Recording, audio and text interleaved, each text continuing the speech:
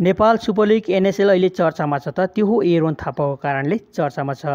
झापा एफसीमा अनुमोदित भएका एरोनले पहिलो गेममा चान्स पाएका थिएनन्। दोस्रो खेलको निर्धारित समयको 20 मिनट बाँकी हुँदा कोचले उनलाई डेब्यू गराएका थिए। मैदान उत्रिने बित्तिकै निकै राम्रो खेल प्रदर्शन गरेका थिए। त्यही कारणले झापाली समर्थकहरूले झापाको खेलमा एरोन थापालाई खोज्न थाले। तर 5औं खेलमा भने उनलाई 86औं मिनटमा मात्र झापाका कोच प्रवेश कटौरले मैदान प्रवेश गराएका थिए।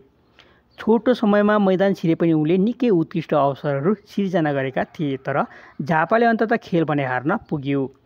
समर्थकहरूले कोच कटुवालले एरोन थापालाई ढिलो मैदान प्रवेश गराएर झापा हारेको भन्दै कोचमाथि असन्तुष्ट पोख्न थाले। प्रेस मिटमा एरोन थापालाई किन ढिलो मैदान छिराएको भनेर पत्रकारले प्रश्न गर्दा कोचले व्यक्तिगत कारण छ, खुलाउन मिल्दैन भने। त्यसपछि एरोनका दाइ डोना थापाले मैले गरेको गल्तीको सजाय मैले भोग्ने हो, मेरो भाइले होइन भन्दै लामाथरका व्यक्तिलाई इङ्गित गर्दै लामो स्ट्याटस लेखे। आखिर को हो त्यो लामा जसको कारणले एरोनले सजाय भोगिरहेको छ?